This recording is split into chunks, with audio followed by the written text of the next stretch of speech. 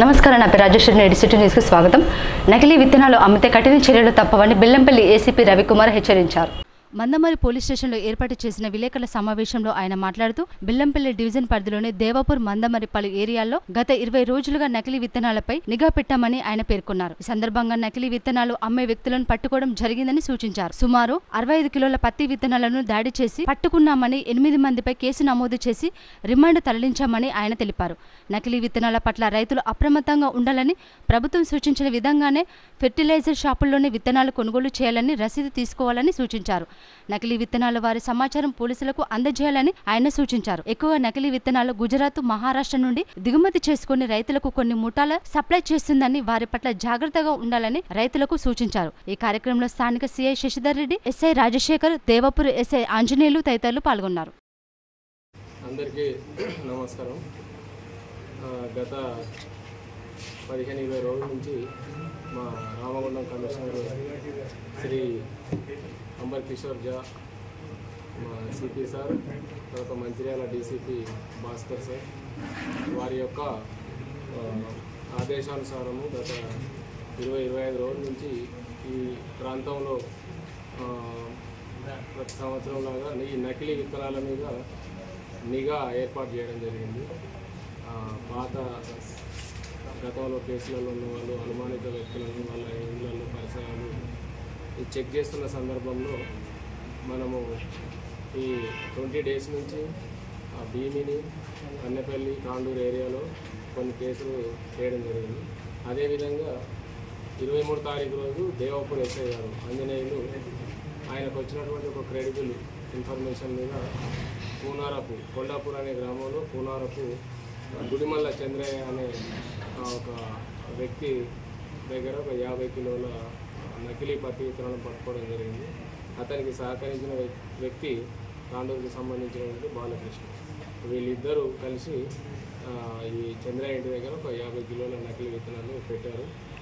దాన్ని మనం పట్టుకొని అదే రోజు వ్యవసాయ అధికారి ప్రభాకర్ వారు ఈ నకిలీ విత్తనాలను నిర్ధారణ చేయడం జరిగింది. ఆ రోజు వారు ఇచ్చినటువంటి కంప్లైంట్ మేరకు కేసు నమోదు చేయడం జరిగింది. తర్వాత తదుపరి విచారణలో ఈ చంద్రయ్య తర్వాత బాలకృష్ణ ఏం చెప్పారంటే, మందమరిలో ఉన్నటువంటి జానీ సహకారంతో జానీ తెప్పించి మాకు ఇచ్చాడు అని చెప్పడం జరిగింది. జానీని పట్టుకొని విచారించగా అతనికి తిరుపతి కూడా సహకరించినట్టు మాకు తెలిసింది. అలాగే ఈ జానీ ఇంకా మనకు బైసా నుంచి రజాక్ అనే వ్యక్తి మాకు సప్లై చేసిందని చెప్పడంతో ఎస్ఐ దేవాపూర్ ఆంజనేయులు బైసాకు వెళ్ళి రజాక్ను తీసుకొని వచ్చి ఇక్కడ మేము విచారించాము.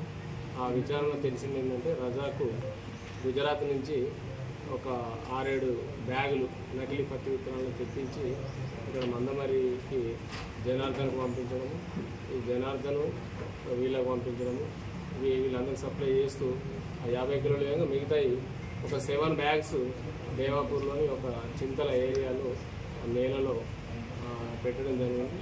వాటిని పంచుల సమక్షంలో స్వాధీనం చేసుకున్నాము.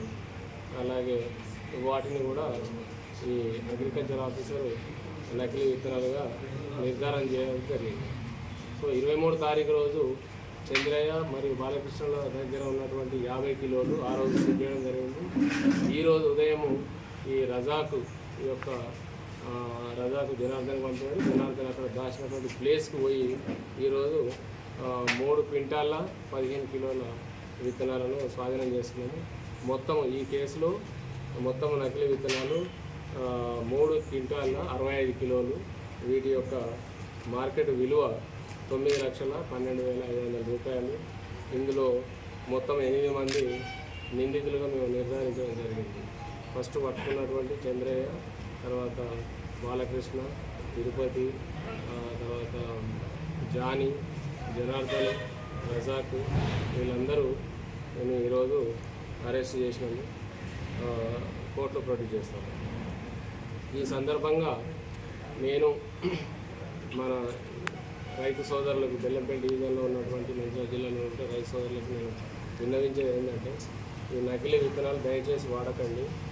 వీళ్ళు ఈ స్మగ్లర్స్ నకిలీ విత్తనాలు మీకు అంటగడతారు. దీనివలన ఈ క్రాప్ సరిగా రాక పెద్ద ఎత్తున మీరు నష్టపోయే అవకాశం ఉంది. అలాగే పర్యావరణ కూడా చాలా ప్రమాదం ఉంది నకిలీ విత్తనాలతో. ఒకే ఒక కారణము ఈ నకిలీ విత్తనాలు వాడి సంబంధిత వ్యాధులు వస్తాయి. బీటీ విత్తనాలు పర్యావరణ పరిరక్షణ దెబ్బతింటుంది, తర్వాత భూసారం కూడా దెబ్బతింటుంది. వరుసగా 3-4 సంవత్సరాలు పంట పండిస్తే తర్వాత వేరే పంటలు పండే అవకాశం ఉండదు. తర్వాత మనుషులకు కూడా చర్మ సంబంధ వ్యాధులు వచ్చే అవకాశం ఉంది. ఈ విధంగా ఎన్నో రకాలుగా ఈ నకిలీ విత్తనాల ద్వారా మనకు నష్టం ఉంది. కాబట్టి దయచేసి రైతులు అగ్రికల్చర్ అధికారిని సంప్రదించి మంచి విత్తనాలు కొనుక్కోండి, మంచి పంటలు తీయండి. కాబట్టి నకిలీ విత్తనాల జోలికి వెళ్ళొద్దని ఈ సందర్భంగా నేను రైతు సోదరులకు నేను మనవి చేస్తున్నా. అదేవిధంగా ఈ విత్తనాలు వీటి గురించి అవగాహన సదస్సులు కూడా మేము కండక్ట్ చేస్తున్నాము. ఈ అగ్రికల్చర్ అధికారులు, మా పోలీసు అధికారులు మేమంతా గ్రామాలలో తిరిగి ఇవి వాడొద్దు అనేటువంటిది అవగాహన కల్పిస్తాము. ఇక ముందు కూడా ఈ జూన్ వరకు కూడా మేము అవగాహన సదస్సులు కల్పిస్తాము. దయచేసి అర్థం చేసుకోవాలి. అట్లాగే మేము ఇప్పటి నుంచి ఈ అనుమానిత ప్రదేశాలను, అనుమానిత వ్యక్తులను కూడా తరచుగా తనిఖీ చేయడం జరుగుతుంది. ఎవరైనా ఈ నకిలీ విత్తనాలకు సంబంధించి సమాచారం ఉన్నట్టు దయచేసి పోలీసు అధికారులకు కానీ, వ్యవసాయ అధికారులకు కానీ తెలియజేస్తే మేము పట్టుకుంటాము. సమాచారం ఇచ్చిన వాళ్ళ యొక్క వివరాలను మేము గోప్యంగా ఉంచుతాము. ఎవరైనా ఈ అందరికీ అన్ని దానాల కన్నా రక్తదానం గొప్పదని, ప్రతి ఒక్కరూ రక్తదానం చేసి ప్రాణదాతలుగా నిలవాలని మంచిర్యాల జిల్లా కలెక్టర్ కుమార్ దీపక్ పేర్కొన్నారు. కల్వరి మినిస్ట్రీస్లో ప్రవీణ్ షారోన్ ఫౌండేషన్ ఆధ్వర్యంలో ఏర్పాటు చేసిన మెగా రక్తదాన శిబిరాన్ని బుధవారం ఆయన ప్రారంభించారు. సందర్భంగా మాట్లాడుతూ ప్రాణాపాయంలో ఉన్నవారికి అవసరమైన రక్తాన్ని ఇవ్వడం ద్వారా వారి ప్రాణాలను కాపాడడానికి అవకాశం ఉంటుందన్నారు. రక్తదానం వల్ల ఎలాంటి ఆరోగ్య సమస్యలు ఉండవని పేర్కొన్నారు. తలసేమియా వ్యాధిగ్రస్తులకు ప్రతిసారి రక్తం ఇవ్వాల్సిందేనని, మంచిర్యాల జిల్లాలో రక్తదాన శిబిరం ఏర్పాటు చేస్తే ఖచ్చితంగా 150 మంది వరకు స్వచ్ఛందంగా ఇస్తున్నారని అన్నారు. బెల్లంపల్లి మెడికల్ కాలేజీలో కొత్తగా బ్లడ్ బ్యాంకు ఏర్పాటు అవుతుందని అన్నారు. జిల్లాలో అడ్వాన్స్ టెక్నాలజీ మిషన్లు అందుబాటులో ఉన్నాయని అన్నారు. రక్తదానం చేయడానికి ముందుకు వచ్చిన ప్రతి ఒక్కరికి అభినందనలు తెలియజేశారు. తలసేమియా వ్యాధితో బాధపడుతున్న చిన్నారుల సహాయార్థం కల్వరి మినిస్ట్రీస్ ఆధ్వర్యంలో మెగా రక్తదాన శిబిరం ఏర్పాటు చేయడం అభినందనీయమని ముత్తినేని రవికుమార్, మాజీ జెడ్పీటీసీ కార్కూరి రామచందర్లు అన్నారు. ప్రవీణ్ షారోన్ ఫౌండేషన్ ఆధ్వర్యంలో గత 27 సంవత్సరాల నుండి అనేక సేవా కార్యక్రమాలు చేస్తున్నట్లు సిస్టర్ షారోన్ పేర్కొన్నారు. తమ దృష్టికి వచ్చిన పాఠశాలలో ఉన్న సమస్యలపై ఫ్యాన్లు, ప్లేట్స్, బుక్స్ అందజేయడం జరిగిందని అన్నారు. ఇలాంటి సేవా కార్యక్రమాలకు కల్వరి మినిస్ట్రీస్ ఎప్పుడూ ముందుంటుందని పేర్కొన్నారు. ఉచిత వైద్యం కొరకు, హాస్పిటల్, పేద ప్రజల కొరకు ఉచిత అన్నదానం ఏర్పాటు కొరకు కృషి చేస్తున్నామని పేర్కొన్నారు. ఈ కార్యక్రమంలో బెల్లంపల్లి ఏసీపీ రవికుమార్, ఆర్డీఓ హరికృష్ణన్, కాంగ్రెస్ నాయకులు దుర్గం గోపాల్, దూడం మహేష్ తదితరులు పాల్గొన్నారు. ఈ ఏరియాలో పర్టికులర్గా 3 కేటగిరీ పేషెంట్స్, థాలసీమియా పేషెంట్, దాంతోపాటు సికల్ సెల్ వాళ్ళు, 3rd కేటగిరీ డయాలసిస్ పేషెంట్స్. వాళ్ళకి రెగ్యులర్గా బ్లడ్కి అవకాశం ఉంటుంది. అండ్ మనకి ఇప్పుడు Bellampalli CSC, Telugu CSC and district hospital Mancherial 3 dialysis centre ఉన్నాయి. అన్నీ ఫుల్గా ఉంటుంది, ఫుల్ కెపాసిటీలో నడుస్తున్నాయి. సేమ్గా ఈ ఏరియాలో ట్రైబల్స్ పాపులేషన్లో సికల్ సెల్ ఇప్పుడు కూడా దానికి సంబంధించిన టెస్ట్ జరిగింది. దానిలో carrier and sickle cell disease కొంతమంది ఐడెంటిఫై అయ్యారు. థాలసీమియా పేషెంట్స్ కూడా ఉన్నారు. సో వాళ్ళకి రెగ్యులర్గా మనం బ్లడ్ ఇవ్వాల్సింది. బ్లడ్ అంటే ఒక మెటీరియల్ ఏముంది, దానికి మనం ప్రొడ్యూస్ చేసేసి ఇవ్వగలుగుతాము. ఖచ్చితంగా ఒక పర్సన్ డొనేట్ చేస్తే మాత్రం మన దగ్గర బ్లడ్స్ ఉంటుంది. బ్లడ్ డొనేషన్ సంబంధించిన 2 రకాల రాసి ఉంటుంది. కానీ ఇప్పుడు మన జిల్లాలో చూస్తే ఎప్పుడైనా బ్లడ్ డొనేషన్ క్యాంప్ పెడితే స్వచ్ఛందంగా మినిమం 150 మెంబర్స్ వస్తున్నారు. మీరు ఈ 4th బ్లడ్ డొనేషన్ క్యాంప్ చూస్తున్నారు. అన్ని చోట్లలో 100 కంటే పైన. అండ్ పర్టికులర్గా గవర్నమెంట్ ఎంప్లాయీ, పోలీస్ వాళ్ళు, రెవెన్యూ అధికారులు, ఈ వీటిలో నుంచి ట్రాన్స్పోర్ట్ నుంచి వాళ్ళు పెట్టారు. ఇప్పుడు మనం కల్వరి అసోసియేషన్ నుంచి, సో ఎన్జిఓ, గవర్నమెంట్ ఎంప్లాయీ వేరే వాళ్ళు అందరూ దానికి కోఆపరేట్ చేస్తున్నారు. దానికి ఖచ్చితంగా మనం కంటిన్యూ చేయాల్సింది. బ్లడ్ బ్యాంక్ సంబంధించిన బెల్లంపల్లి అన్నింటిలో, బెల్లంపల్లి సిఎస్సి దానికి వీఆర్ ట్రైంగ్. ఐ థింక్ ఇప్పుడు హెచ్ఆర్తో పాటు దానికి ఐ థింక్ శాంక్షన్స్ ఉంటుంది. అండ్ ఇప్పుడు మెడికల్ కాలేజ్లో కూడా కొత్త బ్లడ్ బ్యాంక్ ఓపెన్ అవుతుంది అంటే ఈ రెడ్ క్రాస్తో పాటు. So we have sufficient blood banks, sufficient blood, and అందరూ కోఆపరేట్ చేస్తే డెఫినెట్లీ మన జిల్లాలో ఎప్పుడైనా బ్లడ్ సంబంధించిన ఎలాంటి ప్రాబ్లం ఉంటుంది. ఇంకా బ్లడ్ ప్రెషర్ క్యాంప్ పెడతాము, ఎందుకు మళ్ళీ జూలై ఆగస్టు నుంచి మళ్ళీ డెంగ్యూ సీజన్ స్టార్ట్ అవుతుంది. కొంతమందికి డెంగ్యూ టెస్ట్లో కూడా బ్లడ్ టెస్ట్కి అవసరం ఉంటుంది. అండ్ మన దగ్గర రెడ్ క్రాస్లో ఇప్పుడు అడ్వాన్స్ టెక్నాలజీ మషీన్స్ ఉన్నాయి. And we are ready to do regarding this blood donation and blood transfusion. Blood బ్యాంక్లో high skill activity or high requirement of equipments అన్ని రకాల మన జిల్లాలో అవైలబుల్ ఉన్నాయి. And will be able to take care of any patient who needs blood. So నా తరఫున district administration తరఫున ఈ ప్రోగ్రాంలో పాల్గొన్న ఎవరైనా బ్లడ్ డొనేట్ చేస్తున్నారు, ఈ ప్రోగ్రామ్కి ఎవరైనా ఆర్గనైజ్ చేస్తున్నారు, అండ్ ఈ ప్రోగ్రామ్కి ఆర్గనైజ్ చేయడానికి ఎవరైనా హెల్ప్ చేశారు, అందరికీ నా తరఫున శుభాకాంక్షలు. అండ్ వాళ్ళు ఇట్లే మంచి పని కంటిన్యూ చేయాల్సింది. Thank you. నా ఆశ ఇక్కడ మెడికల్ క్యాంప్స్, అంతేకాకుండా ఉచితంగా పేద ప్రజలకు భోజనాలు, బట్టలు, అంతేకాక ప్రతి సంవత్సరం సికిల్ సెల్ అనీమియా మీ అందరికీ తెలుసు, తలసీమియా వ్యాధి ఆదిలాబాద్ జిల్లా, మంచిర్యాల జిల్లా ఎక్కువగా ఉంటుంది. ప్రతి చిన్న పాపకి, చిన్న బేబీకి కూడా ఈ వ్యాధిని బట్టి అట్లీస్ట్ 15 రోజులకు ఒక బ్లడ్ బాటిల్ అంటే ఇవ్వాలి. ఈ సమ్మర్లో చాలామంది దాతలు ముందుకు రాదు, అది మాకు ఎప్పటి నుంచో అందజేసిన మాట. కాబట్టి మేమేం చేసామంటే ఎవ్రీ టైం మా గుడ్ ఫ్రైడే, ఈస్టర్ అంటే మాకు ఒక సెంటిమెంట్ ఉంటుంది. ఈస్టర్ యేసు ప్రభు రక్తదానం చేసినటువంటి రక్త బలియాగం అది సందర్భంగా తీసుకొని ఈ కార్యక్రమాన్ని మేము కూడా ప్రజలకి అంటే ఒక మంచి ఉచిత ఒక సేవ చేయడానికి ఈ మినిస్ట్రీ 2003 నుంచి ఇప్పటి వరకు 27 సంవత్సరాలు 26 సంవత్సరాల మా సేవా జీవితంలో ప్రతి ఒక్కరికి కూడా మెడిసిన్, అంతేకాకుండా ఉచిత వైద్యం క్యాంప్స్, రెండోదిగా స్కూల్స్లో ఇక్కడున్న చుట్టుపక్కల స్కూల్లో ఫ్యాన్లు అంటే గవర్నమెంట్ వారికి కొంచెం చేయుతూనే ఉండడానికి వారికి ఫ్యాన్లు కానీ, వాళ్ళకి ప్లేట్స్ కానీ, రెండోదిగా వారికి బుక్స్ కానీ, అంతేకాకుండా ఎక్కడెక్కడ స్కూల్స్లో ఏ అవసరతలు ఉన్నాయో అవి మా నోటీస్కి వచ్చినప్పుడు మేము అందజేయటం జరుగుతుంది. ఎందుకంటే దేవుడు మాకు ఇచ్చిన బాధ్యత, ఆ ప్రేమ మా వంతు మేము చేయడానికి ఈ ఊర్లో సాధ్యమైనంత మట్టు కూడా ప్రతి విషయంలో ముందుకు వస్తూ దాదాపు 25 సంవత్సరాల నుండి కూడా చేసుకుంటూనే వస్తున్నాం. ఇది స్థానికంగా మన రామచంద్ర గారు, అంతేకాకుండా ముద్దునేని రవి గారు, ఇక్కడ ఉన్నటువంటి ప్రజాప్రతినిధులందరికీ తెలుసు. అంతేకాకుండా ఇంతకుముందు ఉన్నటువంటి గవర్నమెంట్ డిగ్నిటరీస్, కలెక్టర్స్ కానీ వారు ఎంతగానో వారు కూడా ఈవెన్ పోలీస్ డిపార్ట్మెంట్ వారు కానివ్వండి, మీడియా మిత్రులు కానివ్వండి, ఈ విషయాలు వారికి తెలుసు, అందరూ కూడా సహకరించారు. కాబట్టి ఈ సమయంలో చాలామంది దాతలు ఉన్నారు ఇక్కడ, ఇంకా చాలామంది వచ్చేది వస్తూ ఉన్నారు. కాబట్టి ఇటువంటి మంచి పని చేయటం అంటే ఒక రోగికి కావాల్సినటువంటి ట్రీట్మెంట్ అందజేయడంలో కల్వరి మినిస్ట్రీ ఎప్పుడు ముందుంటుంది. ఎంతోమంది హాస్పిటల్కి ఉచిత వారికి డబ్బు లేని వారికి మేము కూడా ఎన్నోసార్లు ఎంతోమందికి వైద్య సహాయం అందిస్తున్నాం. మా ఆశ కూడా ఉంది బెల్లంపల్లి ఒక మంచి హాస్పిటల్ కట్టాలని, అంటే పేదలకు ఉచిత వైద్యం అందజేయాలని ఫస్ట్ ప్రవీణ్ గారి కోరిక. బెల్లంపల్లి ఒక పెద్ద హాస్పిటల్, మెగా హాస్పిటల్ కట్టి ప్రజలకి ప్రజాసేవ చేయాలనే దృక్పథంతో ఆయన ఇక్కడ పుట్టి పెరిగి ఈ దేవుడు ఆయన పైకి తీసుకొచ్చాడు. ఈ ఊర్లో పెద్ద హాస్పిటల్ కట్టాలి అనేటువంటి నిత్య అన్నదానం 24 hours అన్నదాన కార్యక్రమం ఒకటి, అంతేకాకుండా హాస్పిటల్ ఒకటి మా నోటీస్లో ఉంది. మేము కూడా మా దేవుడిని ప్రార్థన చేస్తున్నాం. ఒక టైం వస్తుంది ఇప్పటికి కూడా ఇక్కడికి వచ్చే ప్రజలకి ఎన్ని లక్షల వేల మంది వచ్చినా ఉచితంగా breakfast, lunch, dinner any time వచ్చినా మేము చేస్తూ ఉంటాం.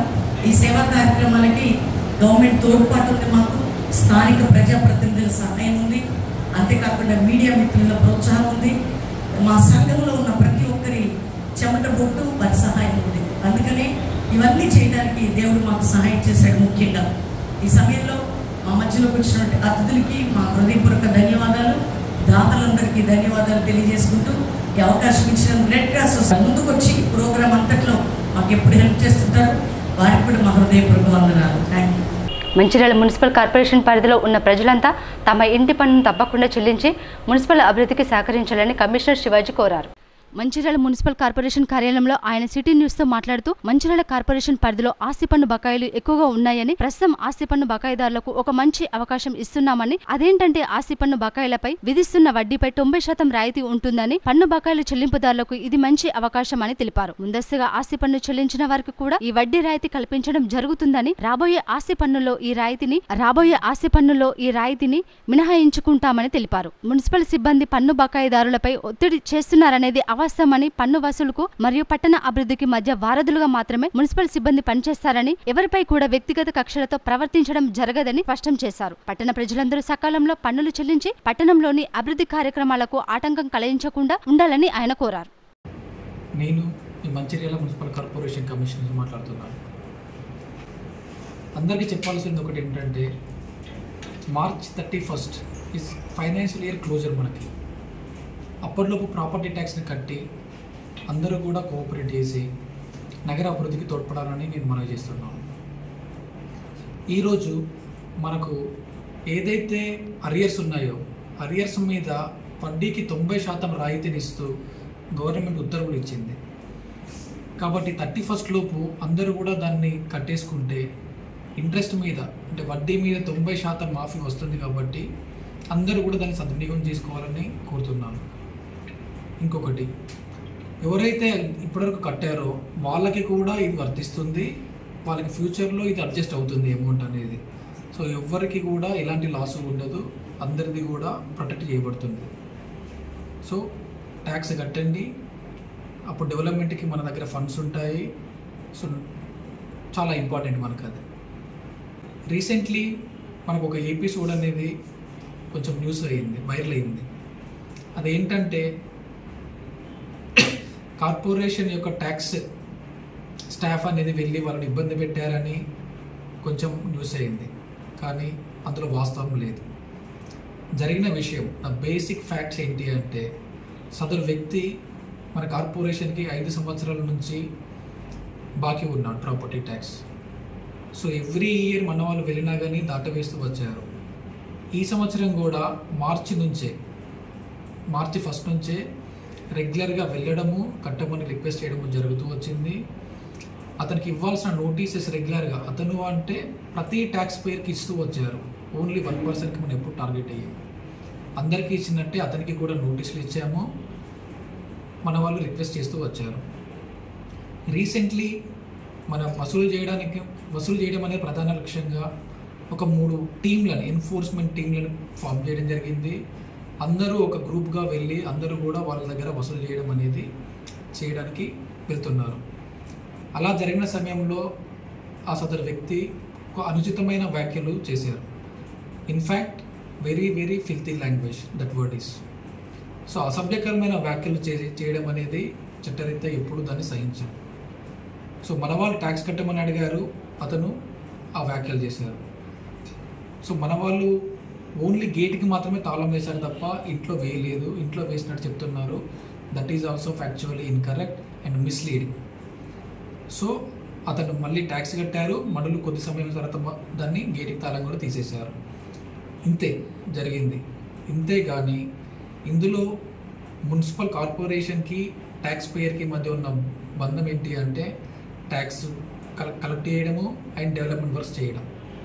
అంతే తప్ప ఇందులో ఒక వ్యక్తి యొక్క ఐడెంటిటీ అనేది ఎప్పుడు కూడా మన క్వశ్చన్లోకి రాదు. ఎప్పుడు కూడా ఒక వ్యక్తి ఐడెంటిటీని బట్టి టార్గెట్ చేయడం, వీళ్ళు ఈదన్ చేయడం, poor rich, any identity is equal because every one is citizen of this country and we all respect the rights of every individual. అంతేగాని న్యూస్లో వచ్చినట్టు, సదరు వ్యక్తి అన్నట్టు, లేకపోతే కొందరు అన్నట్టు ఒక వ్యక్తి యొక్క ఐడెంటిటీని టార్గెట్ చేయడం అనేది జరగలేదు. అది అవాస్తవం. దాన్ని పూర్తిగా ఖండిస్తున్నాం. ఆర్యవైశ్య సంఘం ఆధ్వర్యంలో ప్రజ్ఞాపూర్ బస్టాప్ వద్ద ఏర్పాటు చేసిన చలివేంద్రాన్ని డిపో మేనేజర్ పవన్ ప్రారంభించారు. అనంతరం వారు మాట్లాడుతూ సేవకు ప్రతిరూపం ఆర్యవైశ్యులు అని, ప్రజల దాహార్తి తీర్చడంలో చలివేంద్రాలు ఉపయోగపడతాయని, ప్రజ్ఞాపూర్ బస్ డిపో వద్ద చలివేంద్రం ఏర్పాటు చేయడం అభినందనీయమని వాసవి క్లబ్ సభ్యులు ఆర్యవైశ్య సభ్యులకు అభినందనలు తెలిపారు. ఈ కార్యక్రమంలో వాసవి క్లబ్ గజ్వేల్ ప్రజ్ఞాపూర్ అధ్యక్షులు జగ్గయ్య గారి శేఖర్, నాచారం దేవస్థానం మాజీ డైరెక్టర్ నంగునూరి సత్యనారాయణ, సిద్ది భిక్షపతి, అత్తిలి లక్ష్మయ్య, భద్రయ్య, ఎర్రం శ్రీనివాస్, గంగిశెట్టి వెంకటేశం, ఉమేష్, కైలాస ప్రశాంత్, కాశీనాథ్, ఉప్పల కృష్ణమూర్తి, రమేష్, కాశీనాథ్, భాస్కర్, మహేందర్, సిరిపురం సత్యనారాయణ, బుద్ధ శంకరయ్య, సంతోష్ తదితరులు పాల్గొన్నారు. ప్రజ్ఞాపూర్ చౌరస్తా వద్ద మన Vasavi club of Gajwel Sneha, Vasavi club Gajwel Pragnapur, Arya Vysya సంఘం మండల ఆర్యవైశ్య సంఘం గజ్వేల్ వారి ఆధ్వర్యంలో ఏర్పాటు చేసినటువంటి చలివేంద్రియ కేంద్రం ప్రజ్ఞాపూర్ ఆర్టీసీ బస్టాండ్ చౌరస్తా వద్ద ఏర్పాటు చేయడం జరిగింది. దీనికి ఈరోజు మన ముఖ్య అతిథిగా విచ్చేసినటువంటి డిపో మేనేజర్ గారు పవన్ గారు, మరియు మా కిరాణా అసోసియేషన్ అధ్యక్షులు సిద్ది భిక్షపతి అన్న గారు, మా లక్ష్మీ అన్న గారు, జగ్గయ్య గారు, శేఖర్ ప్రెసిడెంట్ గారు, వాళ్ళ పాలకవర్గం, మా ఆర్యవైశ్య సోదరులందరూ ఇక్కడికి విచ్చేసినటువంటి అందరికీ మరియు దీనికి సహకరించిన ప్రతి ఒక్కరికి మా వాసవి క్లబ్ తరఫున, మా ఆర్యవైశ్య సంఘం తరఫున ఇక్కడికి విచ్చేసిన ప్రతి ఒక్కరికి నమస్కారం. ఈరోజు మన ప్రజ్ఞాపూర్ బస్టాండ్లో ఈ ఎండాకాలానికి సంబంధించిన చలివేంద్రాన్ని ఓపెన్ చేసిన అండ్ దీనికి సహకరించిన వాసవి క్లబ్ గజ్వేల్ ప్రజ్ఞాపూర్ క్లబ్ మెంబర్స్కి, అలానే సిద్ది భిక్షపతి గారికి, ఇతరత్ర పెద్దవాళ్ళందరికీ నమస్సుమాంజనులు. ఇంత మంచి కార్యక్రమాన్ని పూనుకొని ఈ ప్రతి సంవత్సరంలాగా ఈ సంవత్సరం కూడా ముందుకొచ్చి ఇంతమంది ప్రయాణికులకు, ఇంతమంది జనాలందరికీ మంచి సహకారం అందిస్తూ ఎండాకాలంలో దాహాన్ని తీరుస్తున్న ఈ క్లబ్ మెంబర్స్ అందరికీ మా తరఫున నమస్కారాలు. అలానే ఇలాంటి మంచి కార్యక్రమాలు ఇంకా ముందు కూడా చేయాలని కోరుకుంటున్నాను. అలానే ఈ వాసవి మాత కృపా కటాక్షాలు అందరికీ మా అందరికీ. ఈరోజు ప్రజ్ఞాపూర్ బస్టాండ్ వద్ద ప్రతి సంవత్సరం పోయిన సంవత్సరం స్టార్ట్ చేసినాం. ఈరోజు ఈ సంవత్సరం కూడా చలివేంద్రం స్టార్ట్ చేసినాం. వాసవి క్లబ్ గజ్వేల్ ప్రజ్ఞాపూర్ మరియు ఆర్యవైశ్య సంఘం ఆధ్వర్యంలో సహకారం చేస్తున్నాం. వారికి మా ముఖ్య అతిథిగా వచ్చిన బస్ డిపో మేనేజర్ గారికి వారికి చేతున్న నమస్కారాలు. ఈ కార్యక్రమాన్ని సహకరించిన ప్రతి వైశ్య సోదరులకు, వాసవి క్లబ్ మెంబర్లకు అందరికీ పేరు పేరున ధన్యవాదాలు. ఇద్దరు అందరికీ మా గురుస్వామి శ్రీనివాస్, సత్యన్న గారికి, అంటే లక్ష్మణ గారికి, కృష్ణమూర్తి అన్న, ప్రతి ఒక్కరికి పేరు పేరున ఇదే రకంగా అందరూ సహకరించి మా కార్యక్రమం విజయవంతం చేసిన ప్రతి ఒక్కరికి పేరు పేరున ధన్యవాదాలు. ఈ కార్యక్రమంకి వచ్చిన ఇంతమందికి మరొకసారి పేరు పేరు. సిటీ న్యూస్ ఇంతటితో సమాప్తం. ప్రసారమైన సిటీ న్యూస్లో మళ్ళీ కలుసుకుందాం. అందరికీ సెలవు. నమస్కారం.